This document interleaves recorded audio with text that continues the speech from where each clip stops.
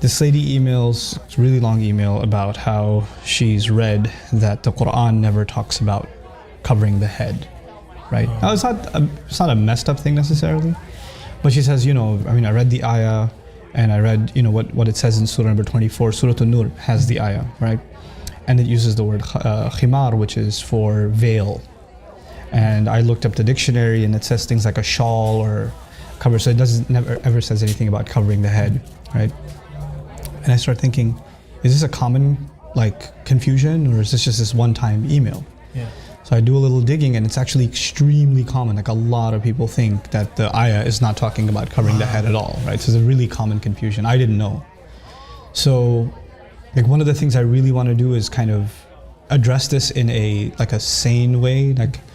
I'm not interested in getting somebody to wear hijab. That's their decision, right? But at the end of the day, if something's being said about the Quran, we have to be honest. And what is it saying? And there are people who would like it to mean something it doesn't mean. And then there are people who are genuinely, they just don't know any better and they're confused about the subject. And I'd like to assume that anybody who has this confusion, they just don't know any better, or whatever they read convinced them of this. I don't like to think that they're they mean evil, or they're trying to have an agenda. Have an agenda, or a misguided opinion or whatever. So the cool thing about Arabic, right, is that for covering the head, just covering the head, there's 9 different words. Wow. And one of them is khimar, right? So you have, miqna'a and mighfar, and there's all these bunch of words. And that depends on if it covers the head and if it's up to here, if it's up to here, if it's up to here. Depending on the length, each has its own kind of meaning. And in Old Arabic, the word khimar, which is used in the Quran. Now, you and I know commonly we use the word hijab. Yeah. Hijab is actually not a word for head cover. It's actually a word for barrier. Like a wall could be a hijab. A curtain could be a hijab. Okay, so it just kind of got coined as hijab, but that's not the word in the Quran, nor the Arabs ever used it like that. Okay, so the word is khimar. And the cool thing about it is the word itself includes the meaning of covering the head. Like the head and then some. And it's used before Islam. The men used to have khimar too. One of the names for their turban, if it was extra long and it went down to almost middle of the belly, the men used to call it khimar too. And then it's so cool. The women had different fashions or whatever. And one of the things the women before Islam used to do is they used to have this bandana type thing that they would tie in the back with their ponytails, and it would go to the middle of their back. So they wouldn't drape it in front, they throw it behind them. That was also called a khimar. Now the Quran says they should take their khimar and throw it in front of them, before their chests. In other words, the only difference is keep the khimar, but just use it. The head cover is already included in the meaning, just use it to cover the front also, right? And it should be a certain length. That's the meaning. And somebody argues no, but the word khimar, it just means shawl, it doesn't mean head cover, whatever.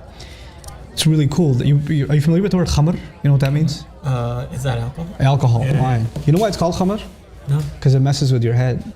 Khamara blocks your judgment. Khamara literally means to cover, and it's called khamr because it messes with your mind. It creates a block in your mind. It's almost as though your head is covered up with something when you take khamr. It's part of the meaning of the word. We're not even talking about the Islamic meaning. We're talking about Arabic itself. Back in the day, they'd see some horses are funny colors, from the neck onwards it's white and the rest of it's brown or something like that. They would say that horse is mutakhammir. It's like it has a khimar on. So, how are you going to explain that as the horses don't have shawls on? Yeah. It's just the length. It's just the length, and it's covering its head, and it's up to its neck and all the way down. So that's why they're calling it a khimar. So it's already in the language, but it's so unfortunate that when they say, okay, they should draw their veils over their chest. That's what some translations say, draw the veils over the chest. Well, a veil could be a shawl, it could be any kind of cloth.